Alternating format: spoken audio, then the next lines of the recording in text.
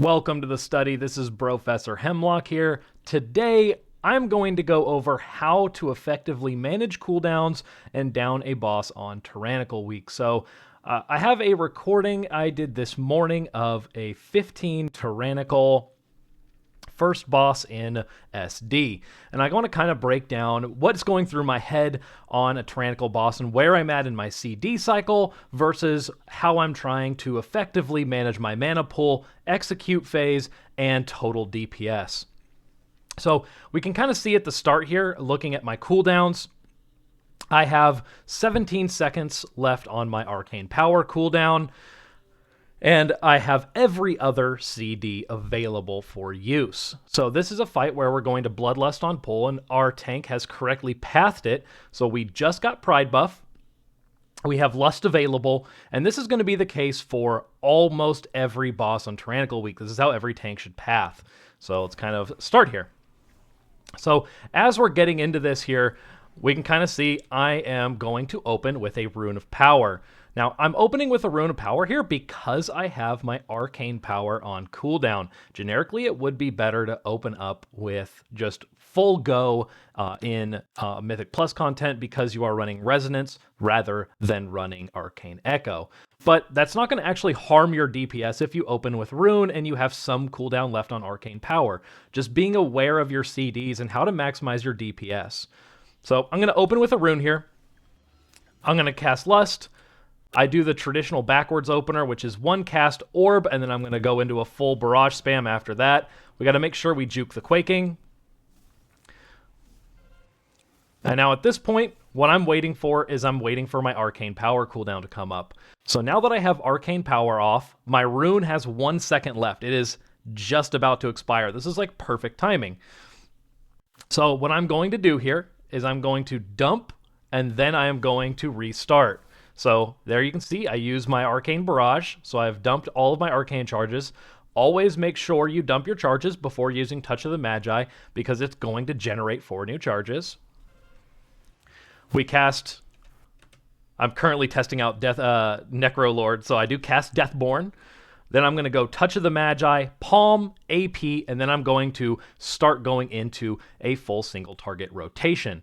It's always better to start off with using your Palm to get it back on cooldown as much as you can. So you want to get those 3 Presence of Mind charges out of the way, and then you can start using your Clear Cast charges. So I do that. 1, 2, 3. And now right there, that was pretty nice. I have 3 stacks of Clear Cast, so now I'm going to funnel all these clear casts into that Touch of the Magi. And then we just go into spamming Arcane Blast. And we are going to use that all the way until we start getting the boss low on mana. So since this boss has additional mechanics, right now I have to use some defensive options. So we're about to see me invis. Now right there, I had Barrier on and I invised. Look at my health pool, right? I took no damage from 2 orbs hitting on a 15 Sanguine Depths. So super important, right? I maximized my defensive toolkit to prevent damage from occurring. Now if you look at everyone else's health pool in the group, mine is the highest. I took the least damage out of everyone because I had used my defensive options smart, right? Okay, so now we're about to go into the execute phase here. We're at 37% on the boss. Look at my cooldowns right now. I have 5 seconds on Rune, I have 21 seconds on Touch of the Magi, and I have Orb off cooldown.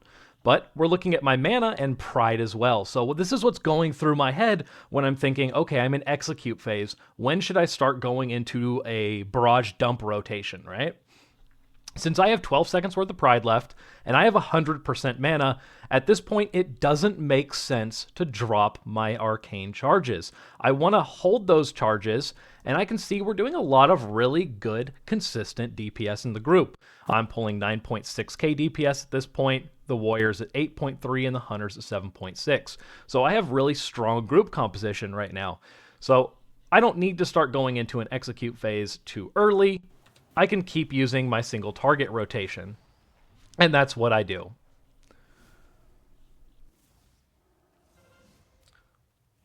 So we are just going to simply burn our mana as low as we can get. Now right here, I could have used block, but I had everyone lined up, so I didn't use block in this situation. I wanted to save it for if I needed to in a later situation. I still have really high mana pool, but at this point, I no longer have the pride buff, and the boss is really low. So I've evaluated the group, right? I've looked at my teammates, and I have a really good high DPS group. So I know this boss is going to burn really quickly from 18%. I also know that I have Touch of the Magi ready, I have Orb ready, so I have a lot of cooldowns to where I can maximize out multiple executes. So the boss is dying fast, and I have other cooldowns available to build up my charges again.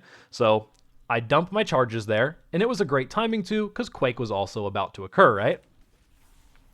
I orb to get more charges, then I barrage again, so now I got a 2-charge execute. I Touch of the Magi.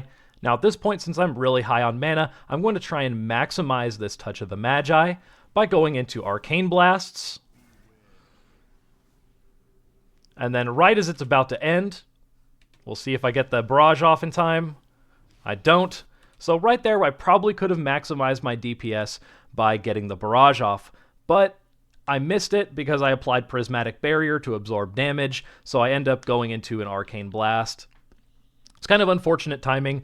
If I were to have maximized that Touch of the Magi, I would have not used Prismatic Barrier, and I would have used that Global for Barrage instead. Barrage does have a travel time, so you need to cast it with around 1.5 seconds left, depending on your distance from the boss. The further you are away, the more travel time you need to give it, the less distance you are away from the boss. The later you can hold it. You can hold it later into the Touch of the Magi. So right there, if I was to be perfect in that situation, I would have barraged instead of Prismatic Barrier, but I wanted to use my defensive utilities. So then I barrage. I'm going to get close to the boss here. I'm going to barrage again in between that global, Arcane Explosion, and now I put Presence of Mind up. So I have 3 charges of Presence of Mind. I did that 1 Arcane Explosion to get 1 charge. Now I'm going to get 3 charges off of Presence of Mind. And then I dump.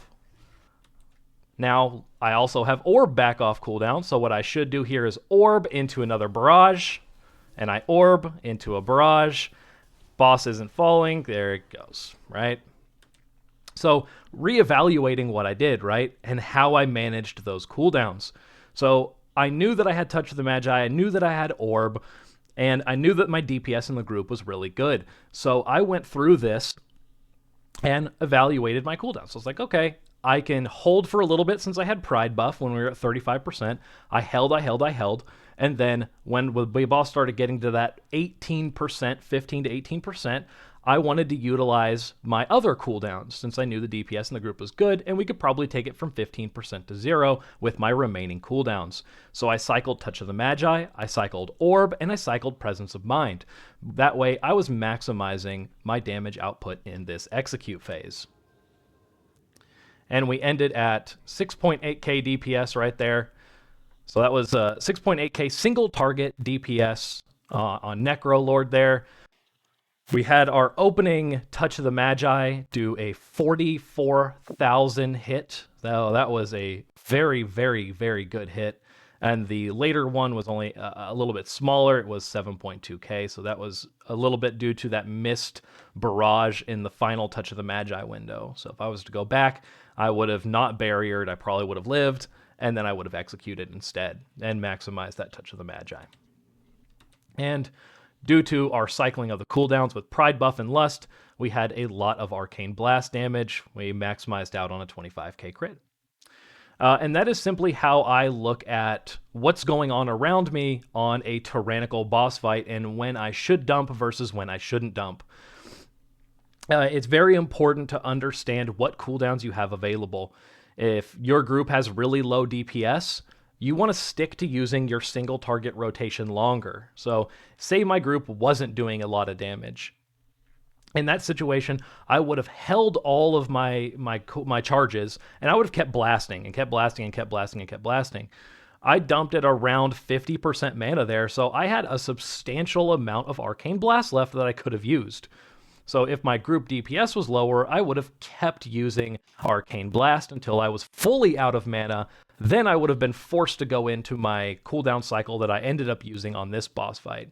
So situational awareness, group DPS awareness, and cooldown awareness are how you're going to succeed in downing tyrannical bosses while maximizing your own DPS output.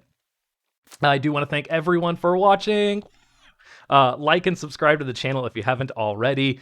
This is Professor Hemlock signing off. Good luck on downing some bosses.